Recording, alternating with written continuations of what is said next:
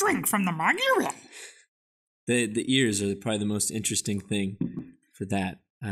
That's what my mug would look like. If I had a mug of me, I would have giant ears be the handle for my mug. Do you feel like that's? I feel like that's accurate. I mean, I don't know. Ears don't point. No, they don't. But I mean, they could. I mean, dogs get their ears clipped all the time. I could get my ears clipped. Mine would be my nose. And if you tilt the mug back this way, then my nose would be straight. It would have this moment where water would come out of the handle. That would be like a runny nose. Welcome to Vivify, where we bring the mundane to life. My name's Matt. I'm Ben. And this is a special edition. This is not our normal weekly episode. Yeah, it's a Sunday today. I have to remember that, and I'm kind of dressed for Sunday. Every day's a Sunday if you think hard enough. Yeah, I don't know what that means, but something special to someone, I'm sure. No, we've got a special announcement in student ministry, and for Vivify too. It affects a lot of us. Ben, you've got an announcement that you've been working through, praying through for a while. What's going on in your life? Yeah, just feeling some sort of, call and some wrestling internally. So I kind of, went and started feeling out what that looked like and talking with some people, some good mentors and stuff that I had. And I came to the conclusion that I love student ministry a lot. That's good. That's a good thing.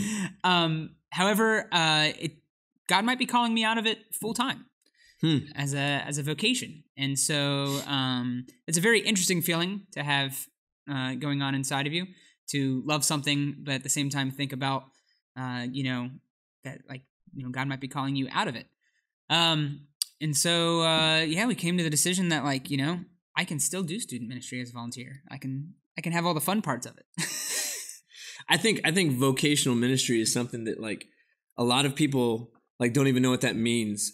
So the idea of you are doing something where it's not just the events, but it's the coordination of the events, it's the planning of events. Is that kind of what you're talking about? That you like the relational side of what's going on, but you're feeling something else with everything else? I like being a wedding attender, but not a wedding planner. You put that in a really good perspective. So you said you're still going to be a volunteer. Absolutely. Does that mean still here? I'm not going anywhere. Okay, that's great. Jackpot. This is still my seat. Well, we can debate that later. And my mug. We've had some really good special hosts. We have. But yeah, you're still going to be around. You're still going to be doing things. Now, if you're still here, does that mean Jess is still going to be here? She's still going to be here. In fact, I don't think many people will even ever notice a difference, because anytime that people see me, usually already, I'm still going to be in those exact same places. So just like when people come up to you as a student minister and say, "What do you do Monday through Friday?" Now I'll just say something different.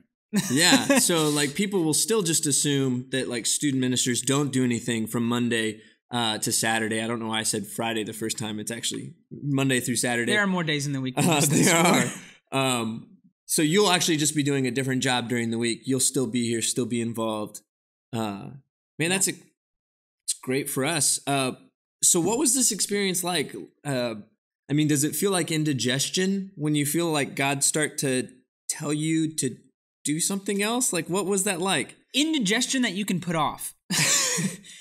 Imagine if you have a stomach ache on the calendar. Okay. And you just I just don't feel like having that stomach ache. And so at first, my first reaction is just to nah, I love student ministry. God wouldn't be calling me out of this.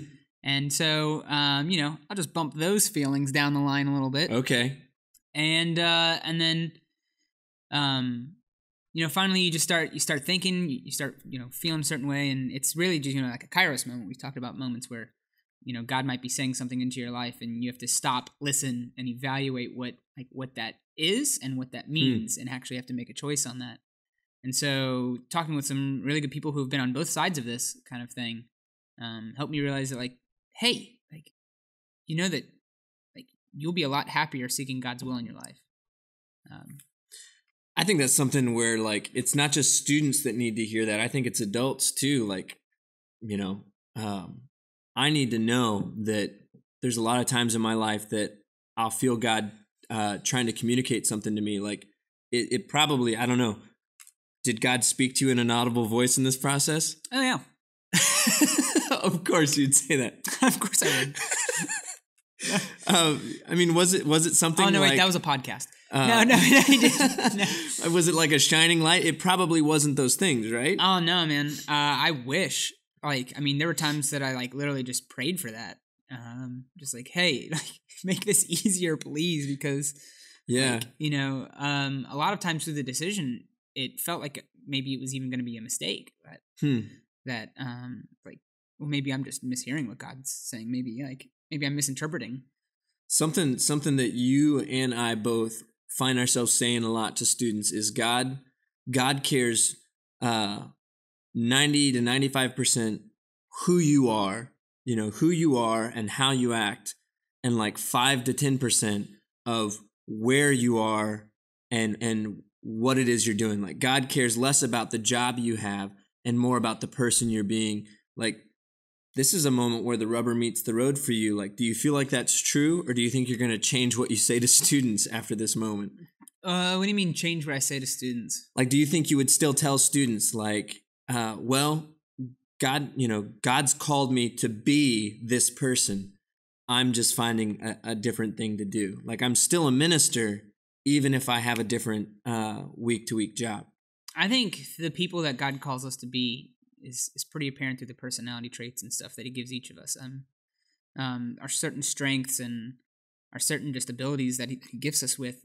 When it comes to like where you should be and that sort of thing, like there are moments, and a lot of the time it's just like, you know, God's just like dropping the kids off at the theme park. Like, hey, go and do what you want to do as long as you stay in the theme park. Like, as long as you know, yeah, like you're doing everything that's intended to be done, do it and glorify me in it. And there are other times when God's like, yo, like I need you to be here and be now and do that. And this was one of those moments where it's just like, hey, we're going to close this section of the park. So there you have it. The Beast at Kings Island is closing. That's actually the full announcement. Like, that sounds so sad. I like the way you described that, though, of just saying, hey, God wants us to stay in the amusement park. I really appreciate the way you've gone about this, the way you've prayed through it, and even the way that you're just communicating it with students. I think that's really strong. I remember sharing with you just the other day that if I came up with a list of things that, list of ways you've benefited me as a friend, and a list of ways that you've benefited me as a coworker. On a small little notepad. I would need more notepads. No, those lists would both be really long, and I don't know which one would be longer. And I think that's a huge testament to your ability to listen to God and be obedient to God. So let me say, and I think I speak for a lot of people, I'm excited to see what this next chapter will be. Do you have any clue kind of what this next chapter holds? I have like little hints and clues, but I'm at the like scary point now where, you know, I'm walking into a room full of doors and just waiting for God to open one. So are you telling us that you're working at a breakout room? Like, are you going to work at one of those escape the room places? Because that's what you just described. You've seen lots of hints and clues. Well, I do hold records at 3 of the major escape the rooms here in Cincinnati. There you have it, folks. If you work in an escape the room, or you want him to run your escape the room, we've got a guy for you. But really, like, hints and clues, like, do you feel like you got some direction for that, or? There's a lot of things that I've been passionate about my whole life that I'll be pursuing and seeing if that's a door that God wants to open up to me. Things like computer programming, things like film and video work, stuff like the creation of even this YouTube channel and stuff. So I've started, you know, I feel like I've lost my glasses and I'm like feeling out there to see what I can hold on to, but we'll see. I like the way you described it the other day, that like it's, you know, that it's something, it's a hill that God's calling you to climb and you just can't see over it yet. So I think that's really great. How can we be praying for you in the next weeks and months? Make the hill smaller. Faith the size of a mustard seed can move a mountain, right? Well, can I just take a cap off a hill, please? I'm just imagining all these prayers coming from parents and students and like other youth ministers in the area. Lord, please reduce the struggle in Ben's life so that the faith that he has can get him through this. Yeah, so that he doesn't have to have a lot of faith. God, I'd really rather not grow at all through this experience. There you go. Just help me to endure it. Yep. Man, that's great. I can definitely do that. So I mean, that's a testament to what we all really desire, though, right? I mean, we all want our faith to be easier and our struggles to be easier. We don't ever often ask for more strength to face larger challenges. We just ask for easier challenges. So, well, let me encourage you by saying that I think that this season of life, even though it's going to be an adventure and a hill that you can't see over, I think you're going to experience a ton of growth. And honestly, as a result of the way you've gone about it, I think our church and our students are going to experience a lot of growth too, because of your example and because of the things that we have to process through now too as a result. So thanks so much, man. Thank you guys. And I'm not going anywhere. It's not goodbye. What do you want your tombstone to say, my friend? Oh. I mean, is there an epitaph? Can I have your desk chair? I would like my tombstone to say, this is in all seriousness. Wait, so this is really what you want on your tombstone? This is in all seriousness. Okay. Here lies the future grave of Ben McLean. That's pretty good. The one that time couldn't take away. There you go. The one that... I'm going to need you to explain that one to me later. But anything else that you'd like to say? I've got to live forever. I mean, it's not crazy to think with modern advances in science that I mean, I could download my consciousness and...